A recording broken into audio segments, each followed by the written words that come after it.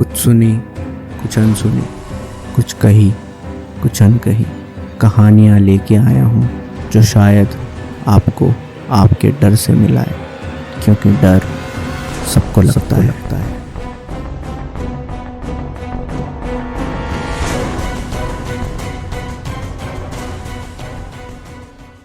जब माया को वो फोटो मिली तब दोपहर का मौसम गर्म और हवादार था।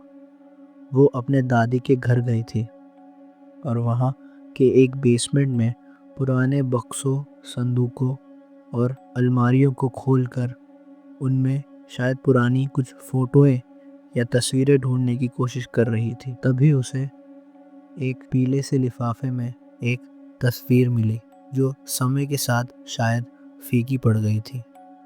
उस तस्वीर में 6 लोग एक समूह में एक पुरानी हवेली के बाहर खड़े हुए थे।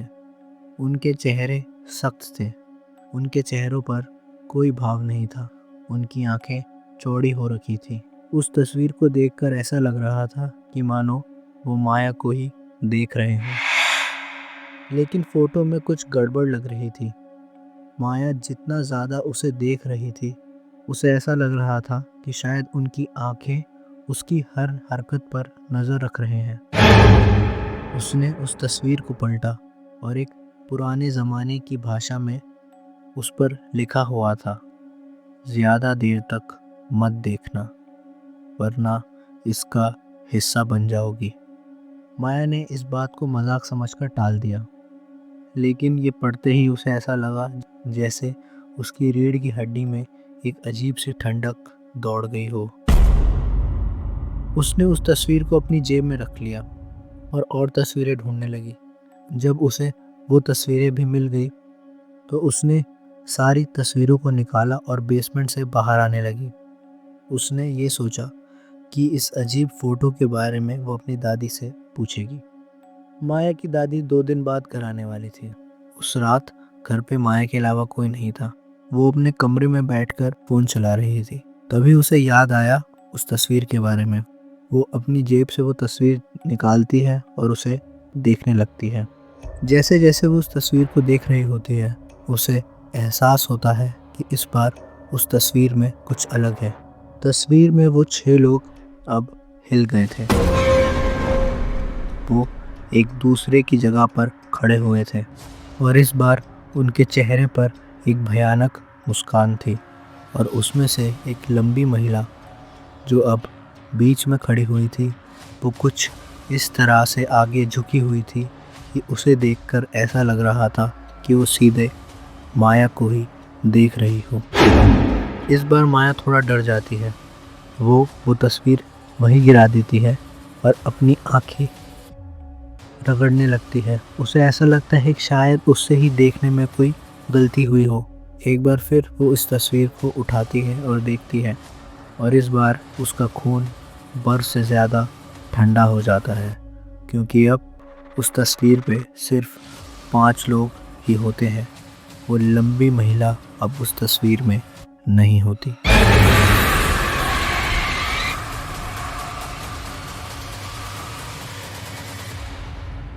घबराते हुए माया के हाथ से वो तस्वीर गिर जाती है। उसे समझ नहीं आता कि वो क्या करे। वो अपने कमरे में इधर उधर देखने लगती है। उसे समझ नहीं आता कि वो इतनी रात गए, यहाँ से निकले भी तो कैसे। पर उसे एक ऐसा एहसास महसूस होता है जैसे उसे कोई देख रहा हो। उसे एक हल्की धीमी चरमराने की आवाज़ सुनाई देती है, जैसे किसी के वज़न की वजह से फर्श का बोर्ड हिल रहा हो। वो पलटती है लेकिन वहाँ कोई नहीं होता। माया की नज़र फिर उस तस्वीर पर पड़ती है। इस बार फिर उस तस्वीर में कुछ अलग होता है। अब वो 5 लोग फिर अपनी जगह से हिल चुके होते हैं और इस बार और करीब खड़े होते हैं। माया जैसे ही उस कमरे से डर से निकलने लगती है, उसे उसी कमरे के कोने में वो लंबी सी औरत दिखाई देती है और इस बार वो वही खौफनाक मुस्कान उसे दे रही होती है। बिना पलके झपकाए वो लंबी औरत माया को देख रही होती है। ये देखते ही माया का दिल ज़ोर ज़ोर से धड़कने लगता है। वो उस कमरे से भागने लगती है, पर उसे समझ नहीं आता कि वो क्या करे। वो भागकर मेन गेट की तरफ जाती है और दरवाज़ा खोलने की कोशिश करती है, पर दरवाज़ा नहीं हिलता। माया फिर अपने उस कमरे की तरफ देखती है और इस बार वो महिला थोड़ी पास खड़ी होती है। माया को समझ नहीं आता कि वो क्या करे। तभी वो ये सोचती है कि अगर वो उस तस्वीर को ख़त्म कर दे तो शायद ये औरत और उसके साथ वो सारे लोग भी ख़त्म हो जाएं। वो अपने आप को समझाती है और वो किचन से लाइटर लाती है और उस तस्वीर पे आग लगाने लगती है। वो उस तस्वीर के कोने में आग लगाती है, लेकिन जैसे ही आग उस तस्वीर के कोने को जलाने लगती है, कोई फूंक मारकर उसे बुझा देता है। और तभी नैना को अपने पीछे किसी की आवाज़ सुनाई देती है जो उसे कहता है, जलाने से कुछ नहीं होगा, हम तुम्हें देख सकते हैं। माया बस वहाँ खड़ी की खड़ी रह जाती है। उसे समझ नहीं आता कि वो क्या करे। उसके हाथ पांव हिलना बंद कर देते हैं। वो चिल्लाना भी चाहती थी, पर उसके गले से कोई आवाज़ निकलती ही नहीं है। फिर उसके हाथ से लाइटर गिर जाता है। नैना फिर एक बार उस तस्वीर को देखती है। तस्वीर का बस कोना हल्का सा जला होता है और अब उस तस्वीर में सिर्फ 4 लोग होते हैं। वो लंबी महिला धीरे धीरे माया के कमरे से बाहर आने लगती है और एक और आदमी अब माया को उस घर के कोने में खड़ा दिखता है। वो दोनों माया को वही खौफनाक मुस्कान और फटी हुई आंखों से देख रहे होते हैं। माया का दिमाग अब थोड़ा चलने लगता है। वो बस यहाँ से निकलना चाहती थी, तो उसे इतना समझ आता है कि जब तक वो इन दोनों को देखती रहेगी तब तक वो इसके पास नहीं आ सकते। माया इन दोनों को देखते देखते उल्टा चलने लगती है। उसे ऐसा लगता है कि अगर वो इस तस्वीर को वहीं छोड़ दे जहाँ से उसे ये मिली थी तो शायद ये बला ख़त्म हो जाएगी। माया अपने कॉरिडोर के अंत तक पहुँचती है और पीछे से ही गेट खोलती है और फिर तेज़ी से सीढ़ियों से नीचे उतरकर उस बेसमेंट तक जाती है। पर इस बार उस बेसमेंट का नज़ारा कुछ और ही होता है। पूरा कमरा सैकड़ों तस्वीरों से भरा हुआ होता है, सभी एक जैसी, सभी उसी घर के अलग अलग हिस्सों की, और उन सब में वही लोग खड़े होते हैं। कहीं वो एक महिला, कहीं वो एक आदमी, कहीं बाकी और 4 लोग, कहीं अकेले और कहीं साथ में।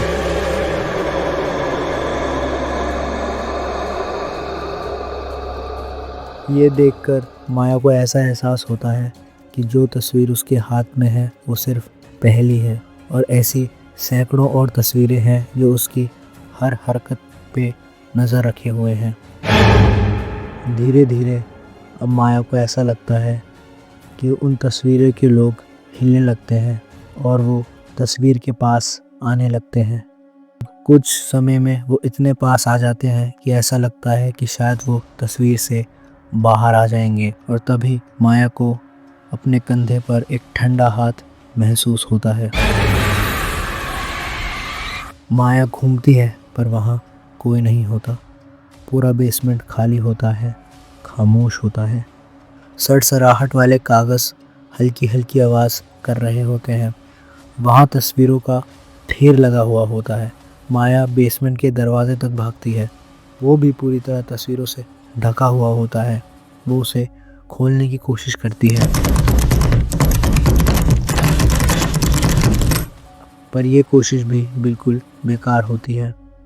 उसी दरवाजे पर माया को अब एक और तस्वीर दिखती है जिसमें वो उसी हवेली के आगे अकेले खड़ी होती है। और तभी उस बेसमेंट का बल्ब बुझ जाता है और वो कमरा अंधेरे में डूब जाता है। सिर्फ वही तस्वीरें और उनमें मौजूद वो लोग और उनकी फुसफुसाने की आवाज़ अब माया को सुनाई देती है। वो उसके करीब आने लगते हैं और उसे ये आवाज़ आती है और उनमें से ही एक उसे फुसफुसा कर कहता है, एक एक करके हमने तुम्हें ढूंढ लिया और अब एक एक करके तुम हमारे साथ हो। और तभी अचानक उस कमरे का बल्ब कुछ इस तरह चमकता है और बंद होता है कि मानो किसी कैमरे का फ्लैश हो।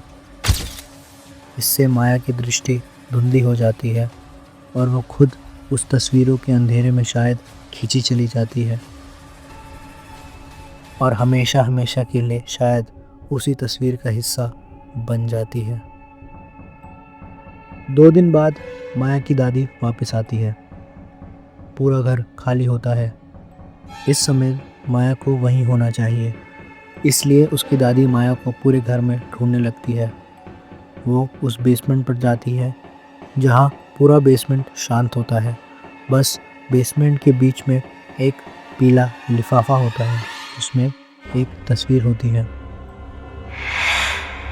उस तस्वीर को माया की दादी देखती है तो उनको पसीने आने लगते हैं और उन्हें ऐसा लगता है कि शायद वो उनका वहम हो। अब उस तस्वीर में 7 लोग खड़े थे और माया उनके बीच में थी। माया को छोड़कर हर व्यक्ति के चेहरे पर एक खौफनाक मुस्कान थी और उन सबकी आंखें फटी हुई थी और माया बिना किसी भाव के साथ उस तस्वीर के बाहर देख रही थी कि मानो अपनी दादी को ही देख रही हो।